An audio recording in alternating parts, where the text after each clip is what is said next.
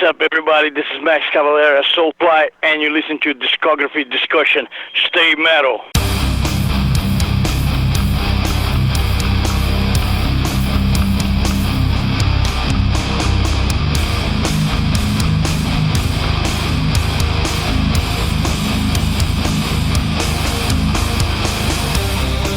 You're listening to Discography Discussion, episode 264, Soulfly.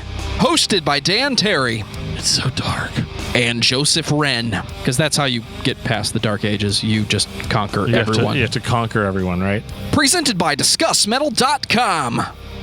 And if you're ready to jump the fuck up, then you are ready for this episode of Discography Discussion. I am Joe. That is Dan. The time has come to embrace groove, because that is what we are about to get in these 11 records. So much groove, so much joy.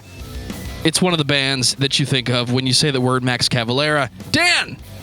Are you excited? I mean, it's about damn time we talked about Soulfly on the podcast. We did that, sort of controversial Sepultura episode a few years ago. Was it really controversial?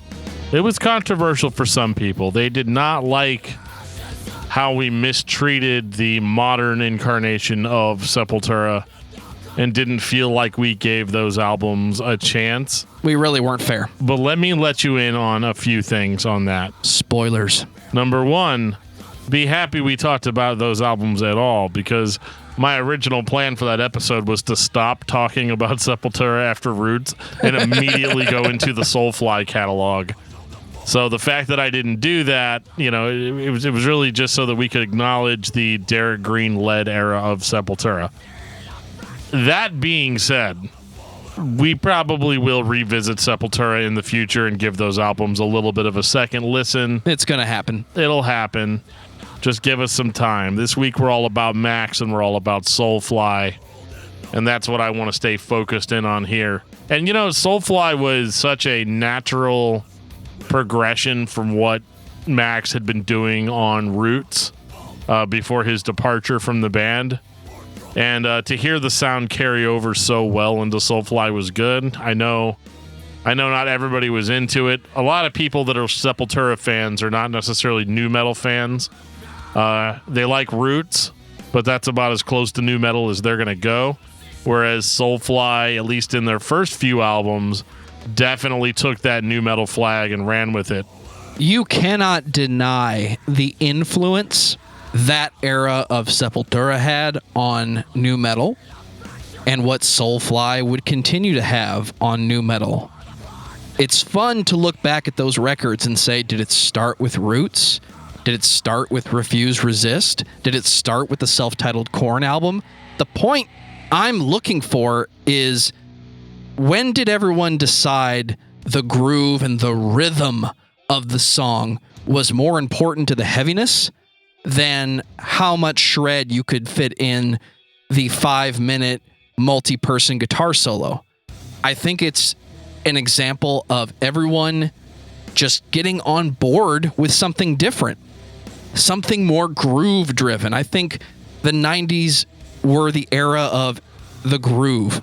Everybody was arguing or fighting over what groove metal was or what that term even meant. It's simple. Did it have feeling? The groove comes first, and Soulfly is going to be 11 records of groove, my friends. I'm down. I know Dan is down. We've been doing a lot more fun discographies lately, dude. I don't know, man. The one we're going to do next, I'm not going to have as much fun with. Hey, don't worry about that. We're going to take a nice trip to see John Drake and talk about all things, you could say, gun related, maybe roses, like. Oh God. Okay. Yeah, I don't want to do that. But to answer your question, Joe, it was pretty much the first Korn album that started what you're talking about with the groove and all that. Tell that to the Roach Coach. Roots was influenced by Korn or by nu metal.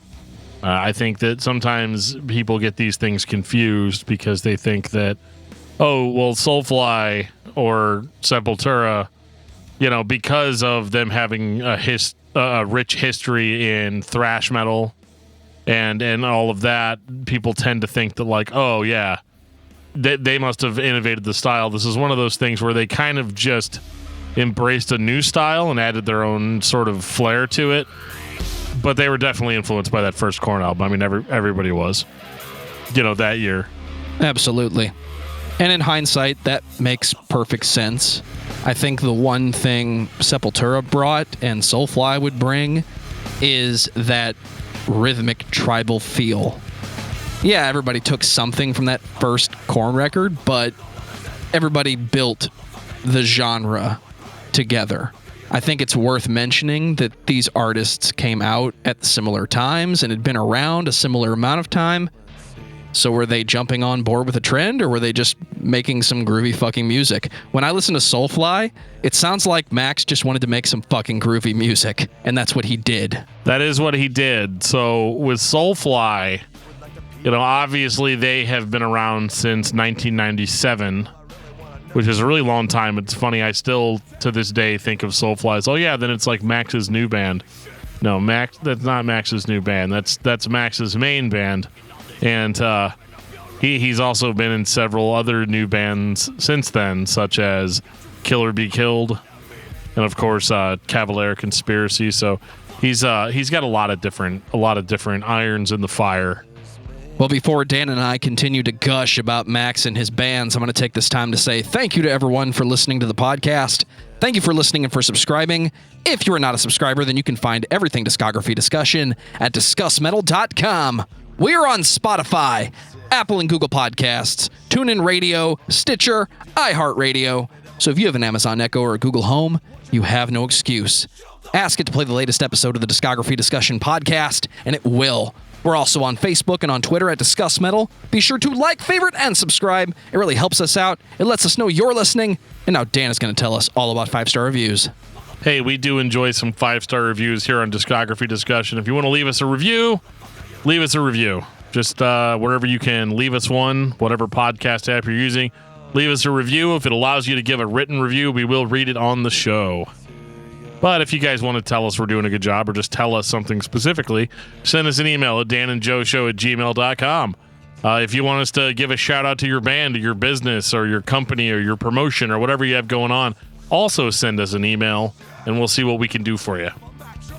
We had another Discuss Metal Live this month.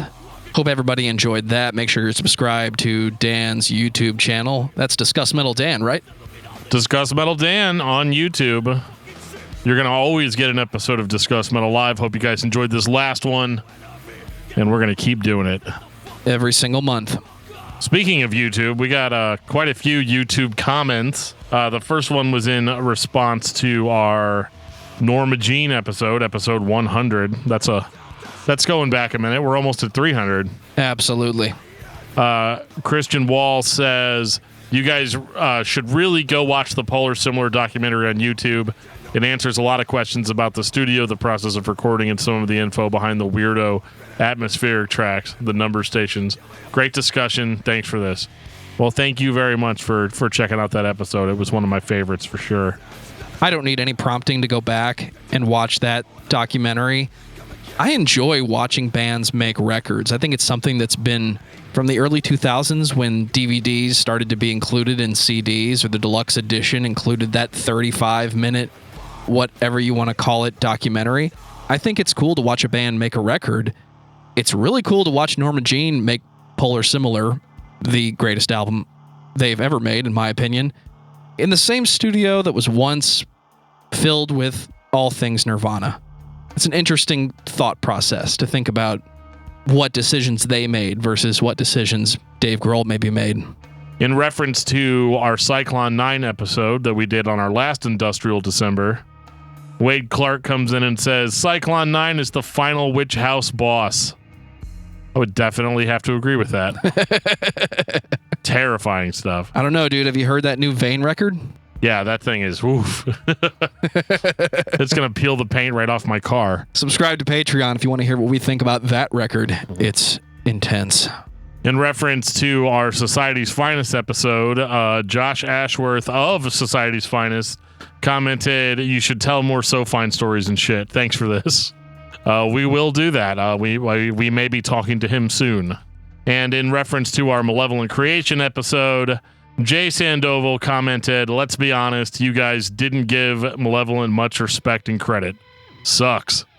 Yeah, I mean, all I can say about that is that I listened to all their records, and I enjoyed quite a few of them, actually.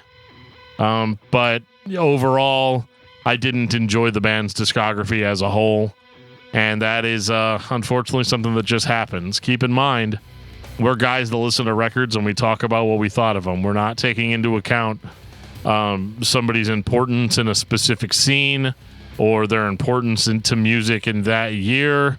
Let's put it this way. If I know what I'm talking about when I'm talking about that kind of stuff, I will say it. But if I don't know what I'm talking about, I choose to say nothing at all. And I think sometimes that gets seen as a lack of respect or a lack of perspective, but really what it boils down to is I'm just talking about the recorded material for the most part. That is what we do on this podcast. You're hearing our thoughts after 1 week of 100% exposure to a band. It's really the same formula we've kept for now 5 years, and it's my favorite thing about this show. Taking a band that we do listen to, don't listen to, have never heard, and holding them to the same standard 1 week. Everything they've ever done. How does it land on you? How does it land on me? How does it land on the listener? So keep those comments coming. Keep those band suggestions coming. We get those in the Discord all the time.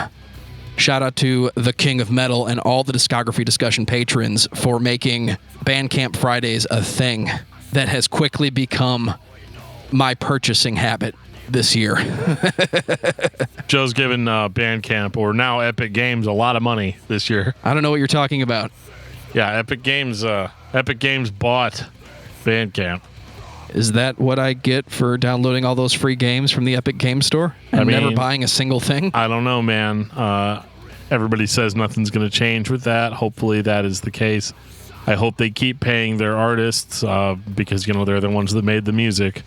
And they keep paying everybody fairly because, Bandcamp is the best place to go if you're a musician and you want to get your music out there and get paid for it. So, Dan, tell me about Soulfly. Well, Soulfly, as we mentioned at the top of this, was formed in 1997 in Los Angeles, California by one Max Cavalera after his departure from his band Sepultura. And, there was a little bit of a beef there, I think, between, the Sepultura fans. Some people sided with Max Cavalera and only cared about what he was doing. And some people only cared about Sepultura as the unit and the band with their new singer, Derek Green. I'm not going to say anything mean about Derek Green because have you guys seen Derek Green? That guy could rip me in half with his bare hands. So I'm not gonna talk any shit about him. But I have been a lifelong Max Cavalera fan, so obviously was always very interested in hearing what Soulfly was doing. And I gotta say, man, for the year that their first album dropped, I would say I'm not disappointed with Soulfly at all in 1998. And that is the name of the self-titled debut. 1998, Soulfly. I'm a rhythm guitarist by trade. I can play leads. I like playing leads. But when I started playing guitar, I wanted to be the rhythm guitarist. I wanted to be James Hetfield. I wanted to be the guy that drove the song forward with the bass player and the drummer. One thing I love about Max Cavalera's style, for whatever reason, I don't really know why, 4 strings on that guitar. It's just his signature sound, I guess. With this self-titled debut, there was a lot of weird, stuff that happened with this album. Max was obviously pissed off about a lot of different things, but this was also kind of the height of Max's popularity as a heavy metal star, if you have heavy metal stars. So he had made a lot of friends. He'd done very well in Sepultura. We talked about on the Sepultura episode about how he had to deal with the death of his stepson and best friend, Dana Wells, and that was a tragedy all in itself. And that's actually still weighing very heavily on his mind during the recording of this album, which is why I think it's so pissed off. It's definitely one of the angriest Max Cavalera albums up to this point. And he chooses to do that by basically inviting all of his friends that he's made along the way to do guest appearances on this album. So you've got Burton C. Bell, you've got Dino Cazares from Fear Factory, you've got Fred Durst and DJ Lethal from Limp Bizkit, you've got Chino Marino from Deftones, and you even have Benji from Skindred, previously from Dub War. And so he's got, and more people. This is just all that I can kind of remember off the top of my head. One thing you're going to have to get used to right up front, Soulfly has guest appearances all the time. All the time. And so you kind of throw all of this stuff into a blender. The type of album that you actually have is a very tribal influenced sort of nu metal sound. Not all that different from Sepultura's roots. Not a carbon copy of it, but it definitely sounds like this could have been the next Sepultura album. And from Max's perspective, I think that's exactly what it was, or at least what it started out as. I think it was just him continuing to do the thing that he had been doing, you know? And but I think that it's easy to look at a record like this and be like, oh, it didn't age well. But I mean, for a nu metal record in 1998, this was still a very hot sound.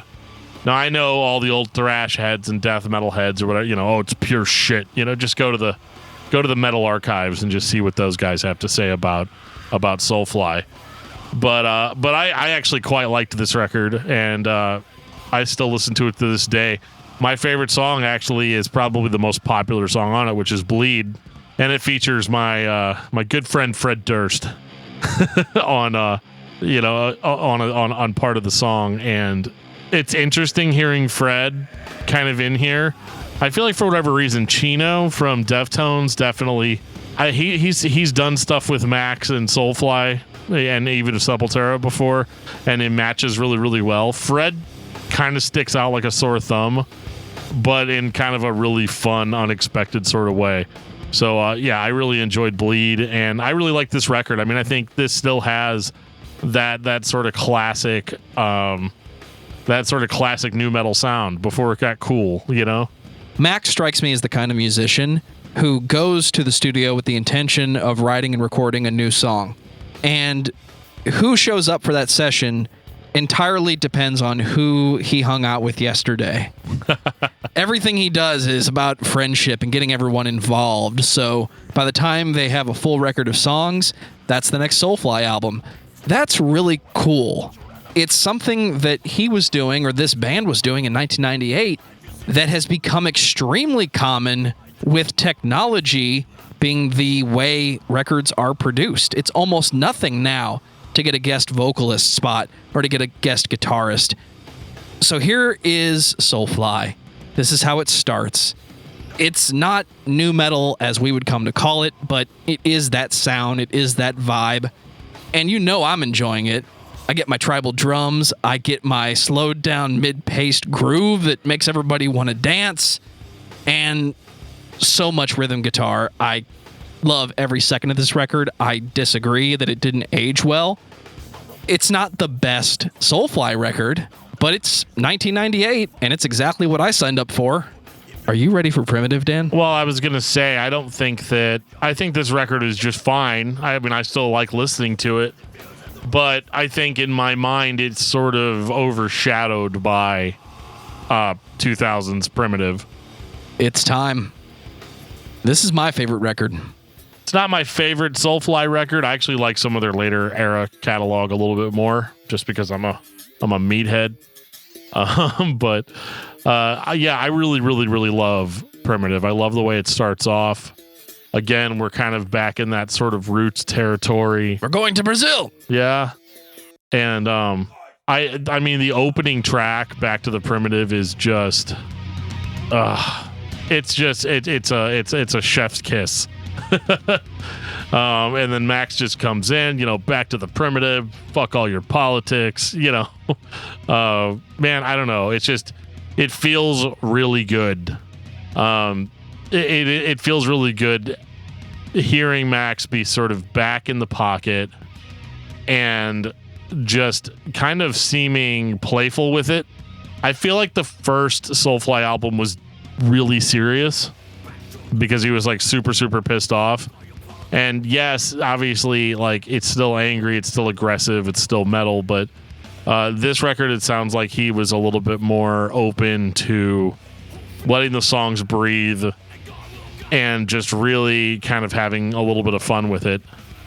And again, this record also tons and tons of guest appearances. You've got Chino is back. Corey Taylor does a guest spot on Jump the Fuck Up, which You're I'm sure goddamn right he does. Which I'm sure we will talk about a little bit more. And then Sean Lennon was on a song, and even Tom Araya from Slayer makes an appearance. This is also the first album where you start seeing that every Soulfly album has an instrumental song on it called Soulfly. So, for the first album, you have Soulfly. Then the second album, you have Soulfly 2 and 3 and so on. There's a lot. There's a lot. And I actually, with as many albums of this band has, I've just taken all of those instrumentals and made them into their own playlist. And it's a very interesting result when you do that. It's almost like getting a sort of a bonus instrumental album. But man, yeah, Primitive hits in all the right ways. I think this actually sounds more like Roots era Sepultura than even the first album did. Absolutely. And it's got, obviously a little bit better production. And I feel like the songs overall are just stronger and catchier. A lot of the Soulfly songs that people know are found on this album, with Jump the Fuck Up being probably the biggest one. And yeah, it's a hard song title to say with a straight face. And you're like, oh God, Jump the Fuck Up. What kind of dumb stuff is this going to be? But actually, it's actually kind of a banger. I mean, it's weird too, because you have Corey Taylor that starts his guest appearance off singing clean, doing kind of the Stone Sour thing. And yeah, that song absolutely just expands and explodes.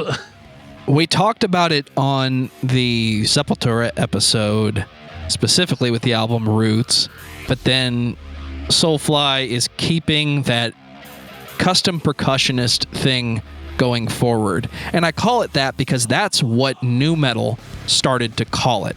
Having a secondary drummer or a secondary rhythm guy or somebody who's there to just add to the layers of heavy. It's something that when I hear it on Soulfly, I hear it on Cavalera Conspiracy, I hear it on the classic Sepultura, it sounds like Max to me. And I know it's not him, but it is his brother at one point, and it's whoever's in the band. It's a vibe that is truly Soulfly when I'm listening to Primitive. And it puts me in a different mood than your regular Slipknot sounding multiple drummers.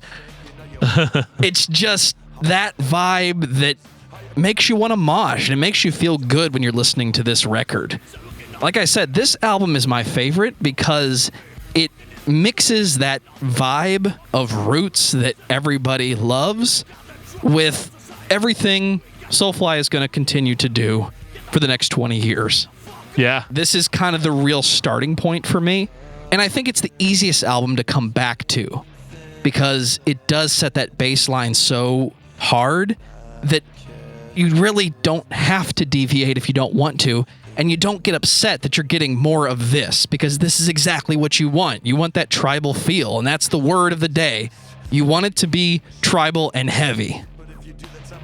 Yeah, I mean, I think that this is probably the best Soulfly album to introduce somebody to the band with. I think it's more or less a thesis statement for where they're going to be for the next few years. And yeah, again with guest appearances and a different lineup though too. I think that was something that we kind of breezed over, is that each Soulfly album during this period of time is essentially going to be a different band from the album before it.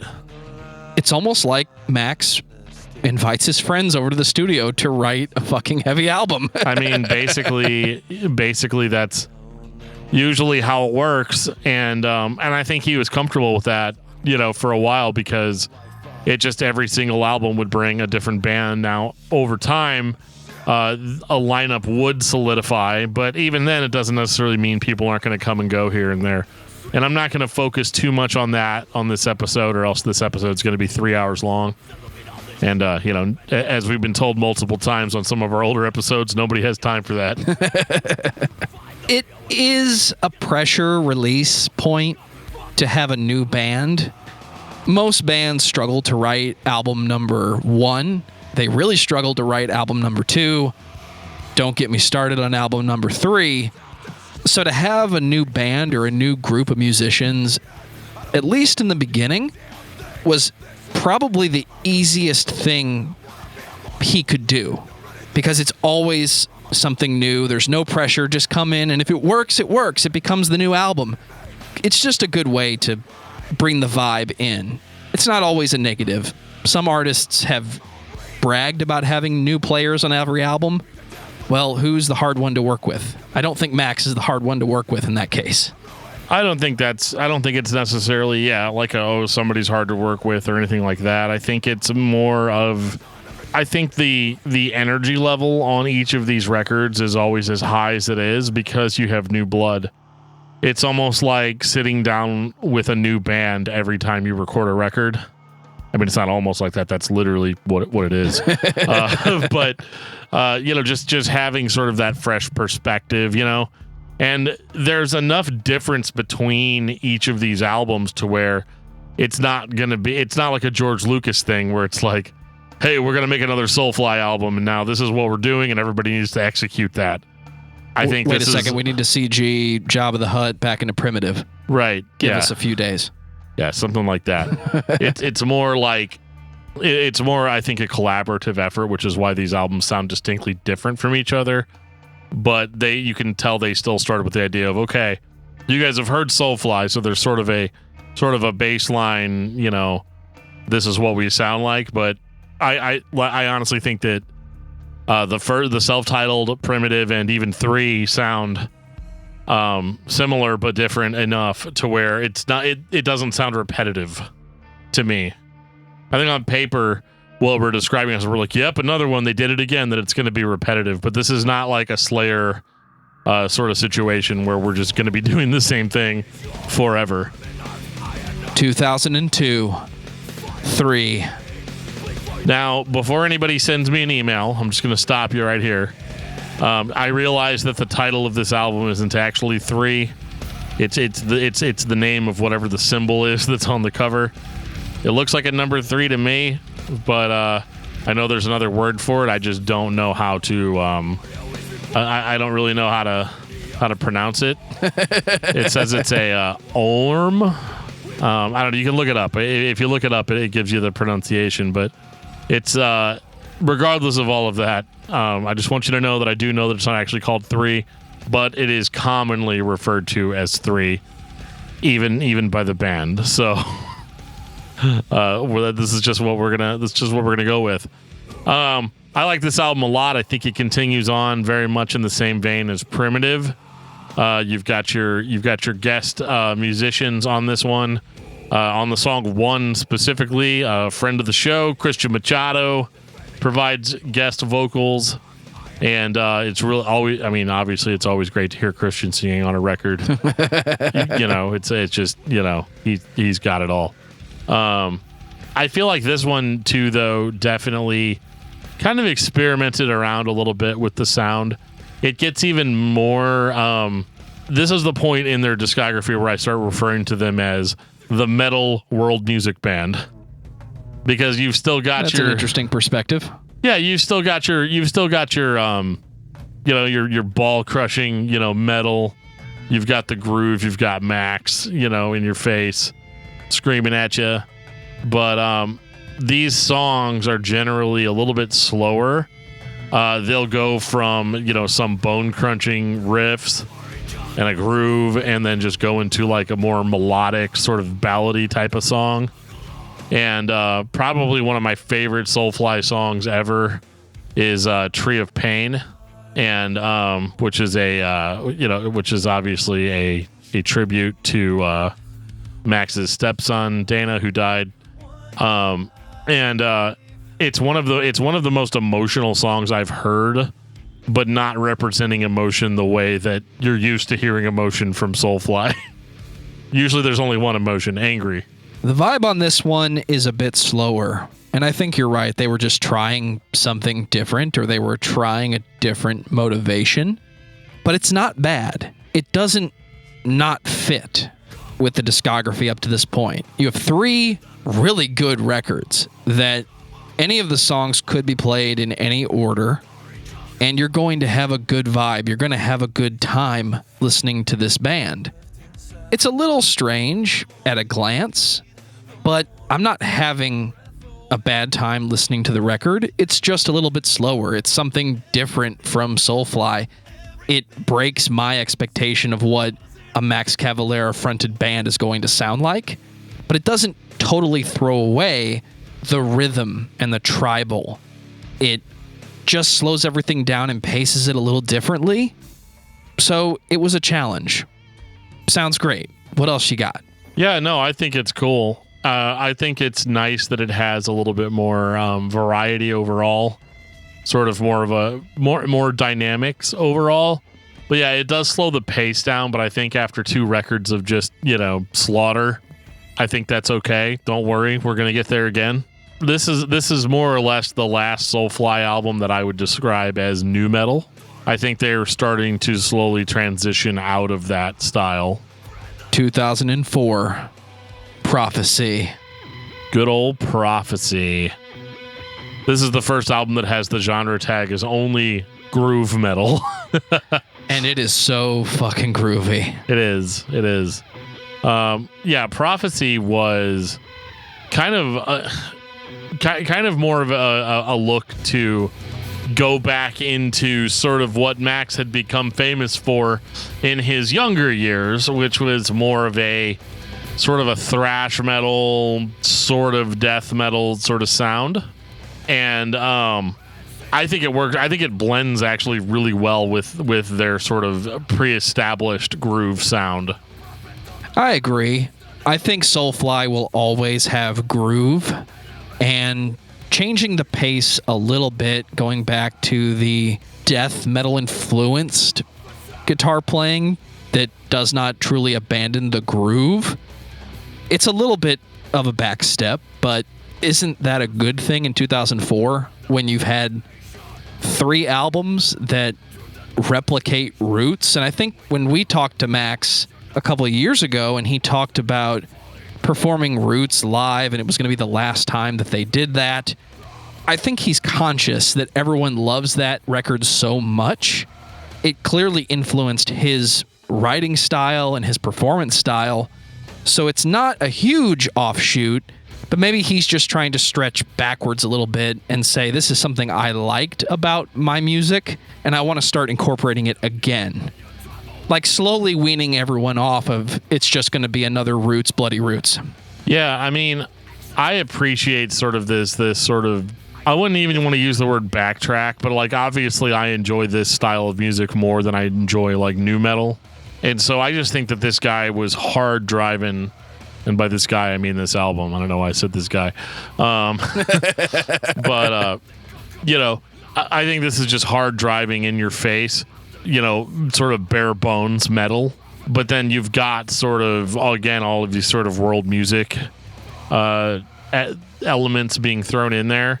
And I have to admit that as much as I do enjoy getting slaughtered, I do think that maybe this album comes off sounding a little bit disjointed in that way because you've got so much of that heaviness, but then sort of mixing it in with all these world instruments. I think it worked a little bit better than it did on worked a little bit better on the last album than it did on this one. but I also think that that's sort of just a natural growing pain in trying to shift styles. So, like, I'm giving it a free pass because I think it still sounds really good. You know, I also, I don't know. I really enjoy it. It's good. Yeah. I like the record. I don't like it as much as Primitive, but it's still a good fucking record. Well, yeah, and I think it also kind of, you know, introduces you to the idea of like, hey, we're not going to, you know, when you listen to a Soulfly record in 2004, it's going to reflect kind of where metal is now, because in 2004 there was a whole lot of other stuff going on with metal, right? Right? We don't have to beat that into the ground like we usually do. So I'll just leave it at that this was, you know, obviously there's going to be a bigger audience in 2004 for sort of this like extreme metal sort of direction. And I think Max, even as a vocalist, has always been extreme anyway. So, I mean, I think that this record definitely fit like a glove for me in 2004, whereas it gave me the heaviness that I wanted, but also offered me sort of these different, more diverse sort of elements. 2005, Dark Ages. Oh, man, it's Dark Ages. It's so dark. It's so dark. And rhythmic and tribal and atmospheric and melodic. Did I mention that Mark Rizzo joined the band on the last record? You just did. Okay, well, cool. So I did mention it. Cool. As I was mentioning it, whether I mentioned it or not. Who knows what you mentioned? Mark Rizzo and Mark Rizzo, formerly of Il Nino, and then also Bobby Burns, formerly of Primer 55, played bass, and Mark played lead guitar. And I could definitely hear. I like Mark Rizzo's influence on Soulfly, like musically. I think he was a really strong. He's not dead, you know.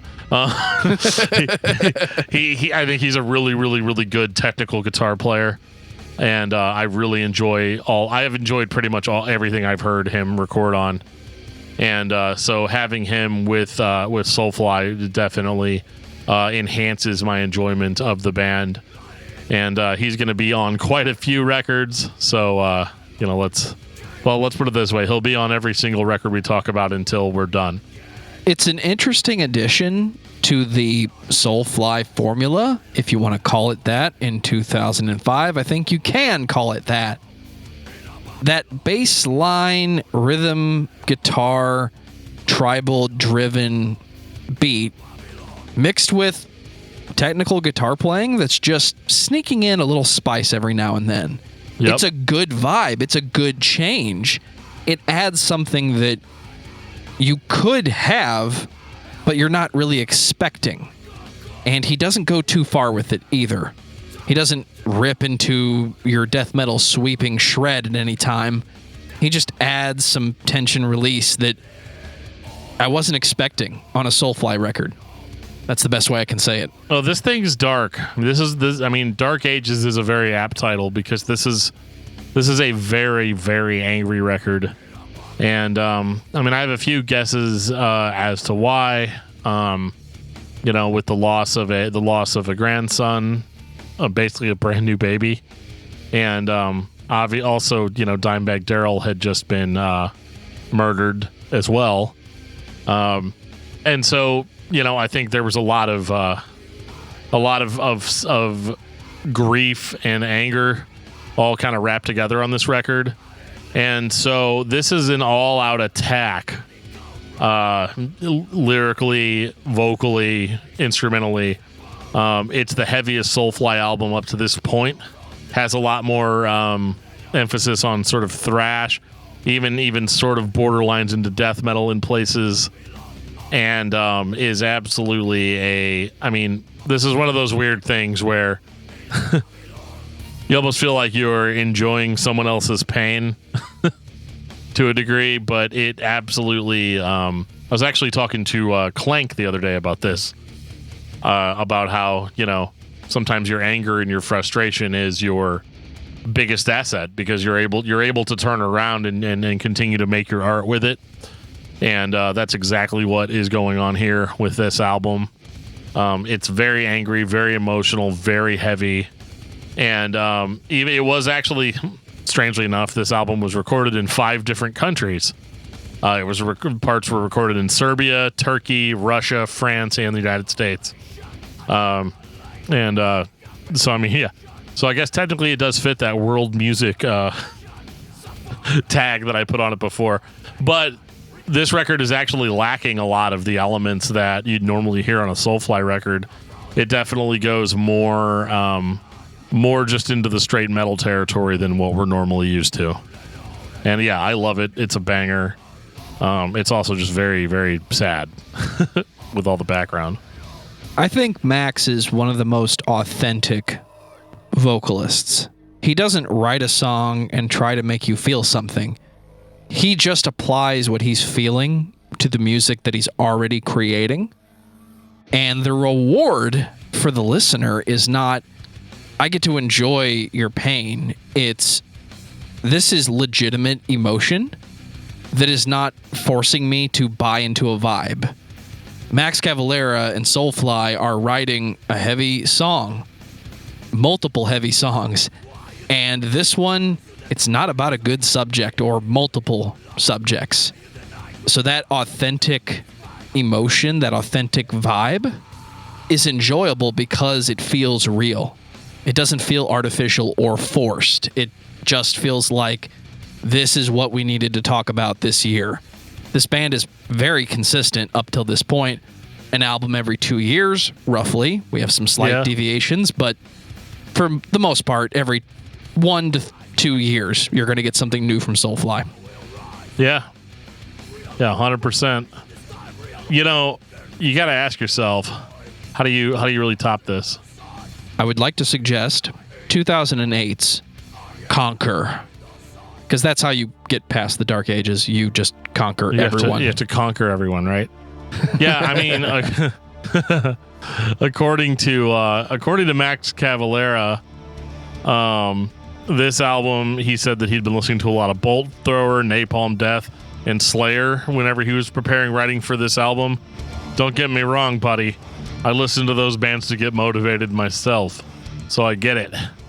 And he then declared that this album would make Dark Ages sound like a pop album. Do you think that is the case on this record, Joe? I do not think Dark Ages sounds like a pop record, no. But I think this album takes the groove metal and makes it less systematic. It's like he pushed the boundary of technicality and it became less chunk rhythm and more, I have a detuned guitar and can make some sweet rhythmic melodies with it. And just for fun, we're going to throw in the old school thrash. It's kind of a blast beat thing, and everyone's going to love that. It's very old school Sepultura, which, as we've talked about, is very old school Max. I think he's sneaking more of that classic feeling into the music. Well, hey, man, you grow up listening to something, you know, and and you grow up making that sort of music. Yeah, this record, I mean, starts off strong. Blood, Fire, War, Hate, featuring David Vincent of Morbid Fucking Angel. You know, like, I mean, yeah, this is very much in the pocket for me, and I appreciate that. Like, at this point, like, it's funny because, like, I remember listening to this record when it came out, and people being like, "What is this?" And I'm like, they're like, "Is this like Sepultura or something?" And I was like, "No, this is Soulfly." And they're like, "No, this can't be Soulfly. Hey, you idiot. Soulfly plays stuff like Jump the Fuck Up and Bleed." And I was like, they do play that, but they also play this. I like that there is a thrash sort of backbone to all of this now. I like that those traditional metal influences are kind of the main influences pushing forward. Number one, I think that's a little bit more timeless. And the aggression level is able to go much higher. And so I think this record was a clear 10 out of 10 for me. It's one of my favorite Soulfly albums for sure. And again, I like records sometimes that are just kill. 100%. Yeah. What he said. Are you ready for Omen? Oh, buddy, I am ready for Omen. 2010. The best part about Soulfly is that you get a new album every 2 years. I mentioned that a little bit earlier. You can set your watch to it, yep. Did you expect Soulfly to blow you away with some punk rock influenced thrash beats and a little bit more technical guitar playing, a little more classical guitar playing, but it still sounds like Soulfly? It still sounds rhythmic and tribal and awesome. Yeah, man. Like more of that. You know, I wish there was more for me to say about it other than that. I'm not trying to go quick or anything, but like, I mean, what are you gonna do? It's Max Cavalera, it's Soulfly, it's Mark Rizzo on drum, or no, it's not on drums, on lead guitar, and you know, you've got a guest vocal from Greg of the Dillinger Escape Plan, and Tommy Victor of Prong. So I mean, we're in good hands here, and yeah. This is a little bit faster paced. It's a little bit more punk. It's a little bit more hardcore, but it's still kind of that thrash metal and groovy metal sort of mixture that Soulfly has been doing for the last couple of albums. And so you know, I'm here for it. This one feels like the first record, but tempo turned up. Yeah, I could see that. I mean, a little too different for me. I think the thing that threw me off with this record was just how much more sort of in your face the lead guitar work actually is, because again with Soulfly it's almost more about the rhythm, it's more about the groove, but here we're really starting to get that super sort of technical almost classic guitar lead work, and I'm here for it because it breaks everything up in a really really really fun way, and a sitar never hurts. 2012, Enslaved. Ooh, are you feeling enslaved today? Absolutely not. I feel very free, and Soulfly makes me feel awesome every time I listen to it. Oh, I mean, you know, that's fair, I guess. This record is, again, a sort of mixture of thrash metal, death metal, groove metal. I think that they have kind of found their sound, because everybody thinks that Soulfly sounds like they did on the first two records. That's just what they sound like. That's not the Soulfly sound. The Soulfly sound is very much a mixture of death metal, thrash metal, and groove metal. Does that groove metal occasionally sound like nu metal? Yes, but it hasn't sounded like that in a while up to this point in the discography. Do we get to keep tribal drums and tribal beats and tribal feelings throughout the discography? Always. Okay, then. I think we're okay with this. I get a little bit more of a sci-fi vibe on this one, although it might just be the cover that makes me feel that way.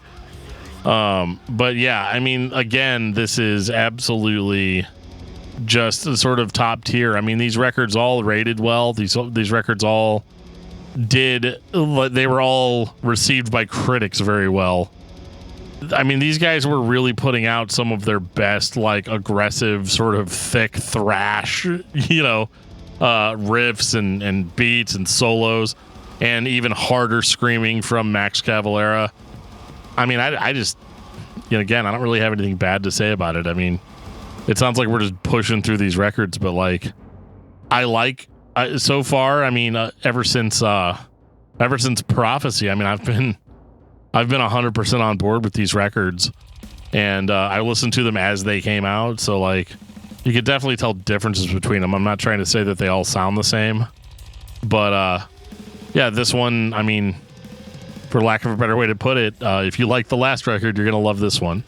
I think it's okay for Soulfly records to sound similar, and I think once they found this mixture, this vibe, and put everything together, what they're doing is releasing heavy, groovy, extreme sounding music that has a vibe, that has a gang vocal feeling most of the time, that's going to feature some of your favorite metal players and vocalists, and it's going to feature friends of Max and the band.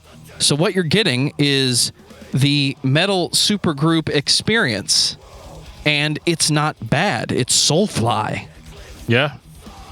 I mean, what else would you expect them to do? What other expectation would you have of Max Cavalera and Soulfly other than to be as metal as possible at all times. And I think that like as the meathead in me, that's what I like the most about Soulfly is the idea that like, you know, they're never gonna just be like, yeah, we decided to go in a synth pop direction on this one, or we started writing songs with choruses, you know, or we started trying to find ways to like, you know, become more popular than we are. It's always been a love letter to heavy metal and all of the sort of multiple styles that encompasses that. And I think that's the best part of it for me is just sort of them having the same sort of feelings about this sort of music that I do. 2013, Savages. Savages, barely even human. Wait, that's not the right song. No, but I like the way you were going with it. Sorry, I was thinking about the song Savages from the Disney film Pocahontas. Savages is interesting. Number one, I have to say it's probably my least favorite cover artwork of a Soulfly album. I think it's cool, but it looks, I don't know, there's something unappealing about the way it looks to me, and I can't wrap my head around it. But do you remember that it's a scene minor in gripe. Goonies where they found the treasure and the skeleton was there and he was like, don't take my treasure? Yes, I do remember that's the vibe I'm getting from this. Yeah, okay. I like it. Nothing to do with the music on the album at all. It's just a weird little gripe I have about the cover artwork. It's just, I don't know, it's different. It's not what I was expecting. It's just a skull, dude. It's not bad. It's just, I don't know. I don't know what I was expecting. Do you have a thing with skulls now all of a sudden? I like skulls. I mean, we were in a band. We had skulls on our t-shirts. We just didn't have that skull on our t-shirts. If you'd had that skull on our t-shirts, I'd have been like, we're not doing this. It's fine. So one of the most interesting additions on this record is that Max's own son, Zion Cavalera, is now the full-time drummer of Soulfly. Because that's what all of us metal dads want, is we want the family band, right? I've got you know two kids right now that are learning how to play instruments, so. You know, you guys can expect my family band to make their debut at some time in the very near future. We'll see you in your bluegrass band at the World's Fair. That's what I'm talking about. Yeah, they play ukulele. But, you know, no, actually, their music instructor just gave them baritone ukuleles, which means they are going to be able to, like, play guitar soon. I'll wait for my phone call then. Sounds good to me. Anyway, back to this album. This is actually a lot more, I don't know, it's a lot more like fun sounding overall than the last few have been. Not fun as in it sounds cheesy or dumb, but just like, I don't know, there's a little bit more variation in sort of the riffs and just the way the songs flow. And, but I do get the feeling that they were definitely going for more of like a death metal sound on this one. And again, just like, as they do, try to be as heavy as possible. This album, I like it. I don't always remember a lot about it when I'm done listening to it, if I'm being honest. Keep in mind, I've been listening to all of these albums over the years. And like I said, I really enjoyed this one. I just don't necessarily know if it was the absolute best they've ever done. Doesn't make it bad. It just didn't stick with me like some of the more recent ones had. I don't have a lot of unique things to say about this record. There's not a lot you can say at this point in the discography that you haven't already said. Soulfly is going to be a solid band, and the record is going to fit right in with the rest of the discography. So if this one comes up on a shuffle, it's fine for me, but I can't say I've reached for Savages at any point since owning the album. It's a cool record. It's the next record by Soulfly. It's fine. But I do think you're right. There's nothing about this one that makes me want to listen to Savages today. Yeah. And it's not even a critique. It's like, if it was really bad, I'd have more to say about it. You know what I mean? Next. Yeah, that's kind of where I'm at. Not to mention, guys, I apologize. We got 11 albums to get through here, but is Savages going to be your favorite Sepultura album?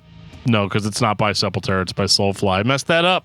Is Savages going to be your favorite Soulfly album? Probably not, but that's okay because I think the next one or the one after it might be. 2015 Archangel. Holy shit, we sold our souls to metal. I hate it when that happens. It happens all the time. I need money. Metal's there. It's like, dude, come here. Just sell me your soul. You're not using it for anything. And I'm like, all right. Wait, are you Max Cavalera? No, I'm not. I'm just, it's not unusual that Metal may have had the same conversation with him. I feel like he had that conversation with Metal. Do you want me and my band to put out a new album this year? Dude. Do you want it to be innovative and awesome? Do you want to have heavy, fast punk vibes with your thrashy groove metal? Because that's what you're going to get on Archangel. You know what none of the Soulfly records sound like in 2015? What's that? Modern metal. Nothing about these albums sounds fake, artificial, or otherwise... sequenced? Yes. Yeah. And that, to me, is the best part about this band in 2015. You're still hearing a band of heaviness. Yeah, I agree. I mean, I think this is like... I don't really even know how to describe it because I don't even think it sounds all that different than Savage's, to be honest, but it sounds a lot fresher to me. It sounds more in your face, more go for the throat. Maybe it's just differences in production style. I don't know. I think it just boils down to that I like the riffs on this one more than I like the riffs on the last one, right? Like Savage's is more a personal like preference. 3 to me as time goes on. Again, there's nothing wrong with it, but this record, I wanted this energy when I was listening to the last album. I agree. And I think that's just part of it, right? Like, how do we do what we've been doing but do it better? This is a perfect example of that. And, I think I love this one so much, man.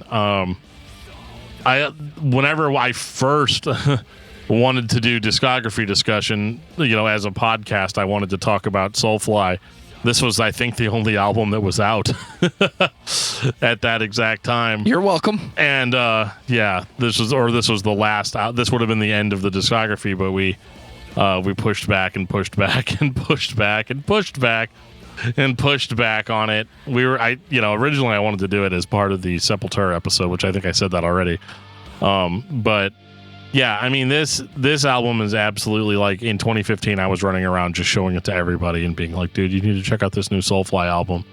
And I think most of the people I showed it to were pretty blown away, and that they're like, holy crap, like this doesn't even sound like the same band that we heard back in the late 90s. And I'm all like, what if I told you that it is the same band, but it also kind of isn't? I would accept it for being as awesome as it is. And I would seriously question if the first iteration of the band had come back to record a new album. Right. I think this is really good. This again is my favorite era. I like later era Soulfly more than I like early era Soulfly. So I think, this is another chef's kiss. 2018 Ritual. Speaking of chef's kisses. So, where we come into this story, at least a little bit, this album came out after we had recorded our original Sepultura episode, which I can't remember if we did that did we do that in 2018 or did we do that in 2017? I really can't remember. I think it was 18. But we talked about Sepultura, and we were actually contacted by one of Max's family members after hearing it, and he's just like, hey man, really enjoyed the podcast. I don't remember if he let Max listen to it or not, or if Max did hear it or whatever, but we did end up getting to actually sit down and do a very short interview with Max before the release of this album. I think it was only a few days before it had come out, and that was definitely, as podcasters, one of our, it's no secret that we It was really fucking cool. We're very big fans. We're very, very big fans of Max Cavalera, so it was really a dream come true to get to talk to him, even if it was only for a few minutes. It's pretty diverse, actually. There's not really one subject throughout the whole record. It has everything from, it's wide open. It goes from Cenobites, which is about Hellraiser and Hell Priests and the whole Clive Barker Hellraiser thing, all the way to the Bible and stuff like Demonized, which has like passages from the Seven Thunders, which I found it in the Bible. So that kind of gives you an idea that I'm totally open-minded when it comes to lyrics. There's no place that probably wouldn't touch. But there's some cool stuff on the record too, like Blood on the Street. To me is a huge personal song because I have the Navajos on the record, and it's a story of a Navajo girl that got murdered by the police here in Arizona. Nothing happened to the cops. It's a huge injustice. It's really, really a brutal tragedy, and it's kind of like one of those documentary songs, kind of like Manifest out of chaos.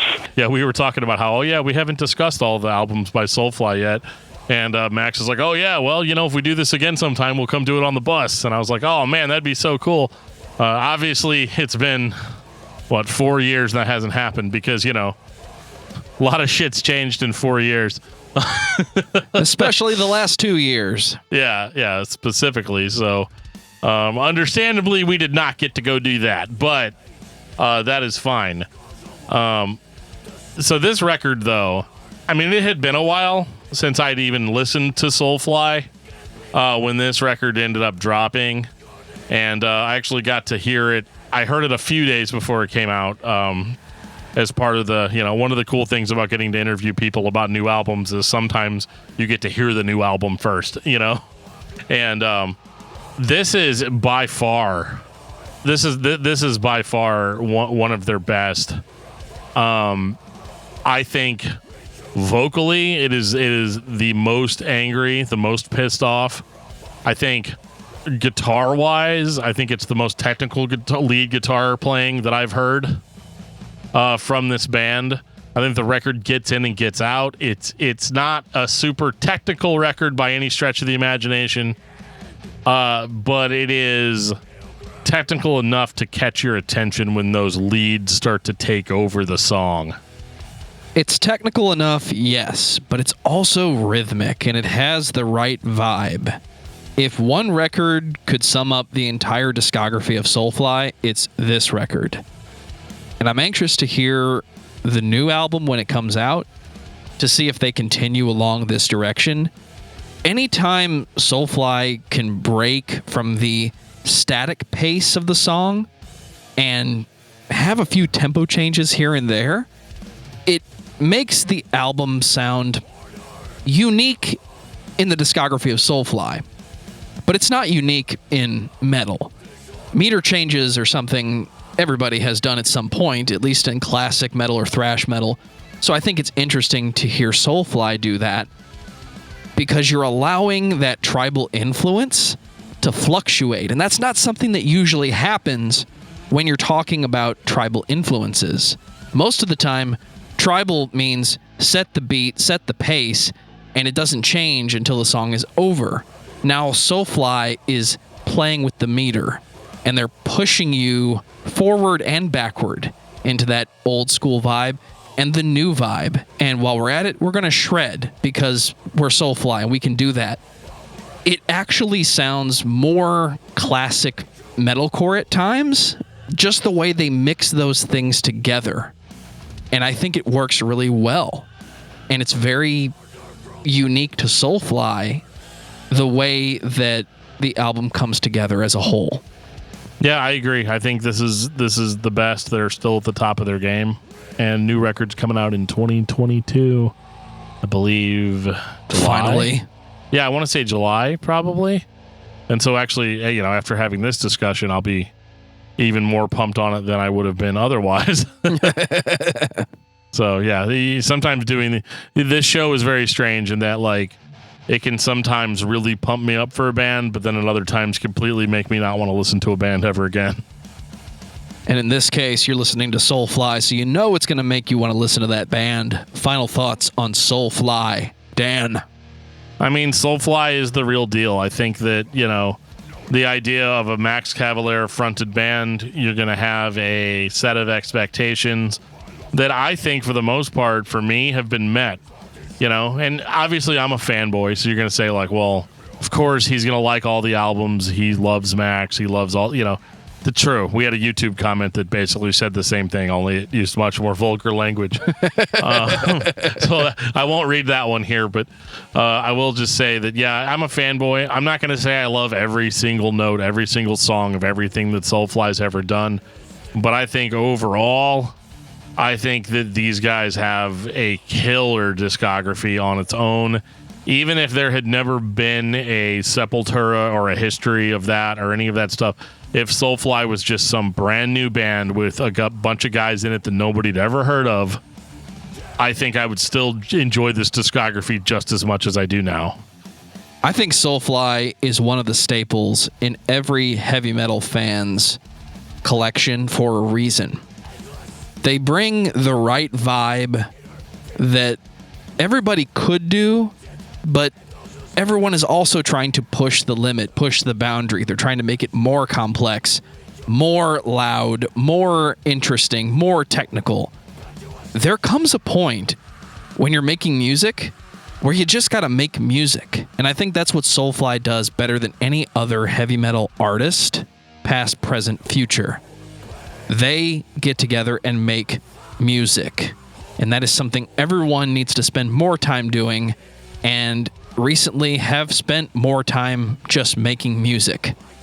But it's also clearly real people making that music. And I think that's important, and that's going to be the last time I say that about this band. It's actually musicians making music. And I think that's exactly what Soulfly is, and that's what you will get from this band. So listen to Soulfly. You're going to get a unique experience, but you're also going to get the break in everything else you've been listening to that's going to set you up for success later on in your listening. I guarantee you're going to have a good time listening to this band. Dan, what's your album of the week? Without a doubt, it's not even close. It's Erebos by Venom Prison. It's gonna be the new Vane record, don't worry. But I'm still digging into Venom Prison. I still love that record. For me, it's Primitive by Soulfly, because I'm not going to listen to Soulfly and not tell you Primitive is my album of the week. I mean, fair enough. Are you excited to talk about Guns N' Roses next week, dude? Not even a little bit. Don't worry, dude. We're going to take a trip. It's going to be fun. I highly doubt it. We're going to jump to Lightspeed, go hang out with John Drake in his sweet man cave, a.k.a. the Millennium Falcon. I mean, I guess. I heard that thing's a pretty big hunk of junk. Take us out, DFT. Thank you guys so much for listening to this episode of Discography Discussion. If you want to get more episodes like this one, make sure to visit discussmetal.com for all things discography discussion. Make sure to send us an email at danandjoeshow@gmail.com, or you can follow us on Facebook at facebook.com/discography discussion. You can follow us on Twitter and on Instagram at discussmetal. You can find us on YouTube at discussmetaldan. If you guys have a product or a company or a band or something that you would like for us to talk about on this podcast, please send us an email at danandjoeshow@gmail.com, and we will talk about the sweet, sweet pricing options we have for you for that. And on that note, this has been episode 264 of Discography Discussion. Thank you for listening. You can like us on Facebook and follow us on Twitter at discussmetal. Subscribe to our podcast everywhere you listen to podcasts, including Google Play, Apple Podcasts, and Stitcher. Visit discussmetal.com for all things discography discussion. And please send questions and comments to danandjoeshow@gmail.com. If you are not a patron, you can become one at patreon.com/discussmetal. We have some sweet perks. Scrooge McDuck it into your money! Oh! $1 a month gets you into that exclusive album review feed. Dude, get off the hood of my car! Do you hear something? Get off the hood of my car! Get off the... Oh, come on!